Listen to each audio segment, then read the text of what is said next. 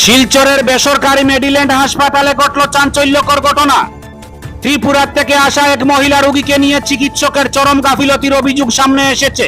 রোগীর পরিবার ও স্থানীয়রা দাবি করছেন, সময় মতো চিকিৎসা পরিষেবা না দেওয়ার ফলে রোগীর মৃত্যু হয়েছে। উত্তেজিত জনতা হাসপাতাল কর্তৃপক্ষের বিরুদ্ধে তীব্র ক্ষোভ প্রকাশ করেছেন। পরিবারের সদস্যদের বক্তব্য, রোগীকে হাসপাতালে আনার পর দীর্ঘক্ষণ অপেক্ষা করানো হয়। চিকিৎসকের উপস্থিতি না থাকায় অবশেষে মারা যান রোগী। এই ঘটনায় ক্ষুব্ধ পরিবারের সদস্যরা প্রশাসনের কাছে সুষ্ঠু তদন্ত ও দোষীদের শাস্তির দাবি জানিয়েছেন। তবে এ ঘটনায় হাসপাতাল কর্তৃপক্ষের আনুষ্ঠানিক বক্তব্য এখনো সামনে আসেনি।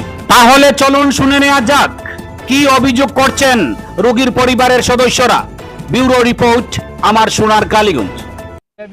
আমাদের অবজারভেশন থাকবে এনআইসিউতে, বাট তার কাছে 30 মিনিটসেরও টাইম নাই।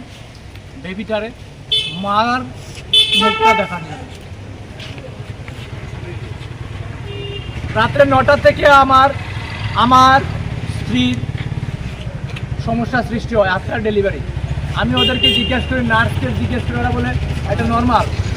ডাক্তারকে ফোন করে, ডাক্তার বলে নর্মাল। তার কিছুক্ষণ পরে আমি যখন বললাম আবার, তখন তারা ইমার্জেন্সি ডাক্তারকে নিয়ে এলো।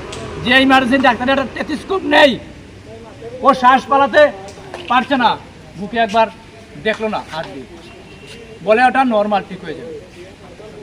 এতে করতে করতে রাত্র 12টা বাজলো।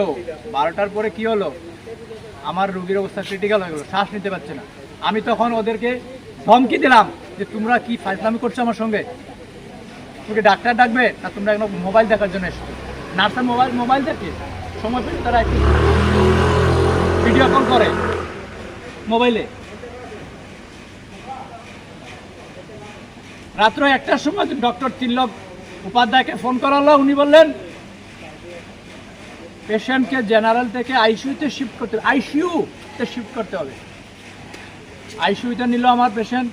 আমি আধা ঘন্টা পরে আইসিইউতে গেলাম, দেখলাম আমার পেশেন্ট ঠিক আছে, আমার সঙ্গে কথা বলল। কিন্তু রাত্র 4টার সময় আমাকে ডেকে বললো ওকে ডাবল অক্সিজেনের ব্যবস্থা করতে হবে, সিঙ্গেলে হবে না।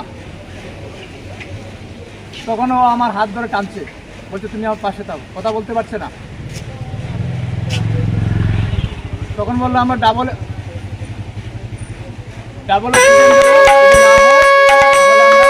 ভেন্টিলেশনে নেব সকাল 5:30টায়। ওকে ভেন্টিলেশন আর ভেন্টিলেশন থেকে আজকে সন্ধ্যায় আমরা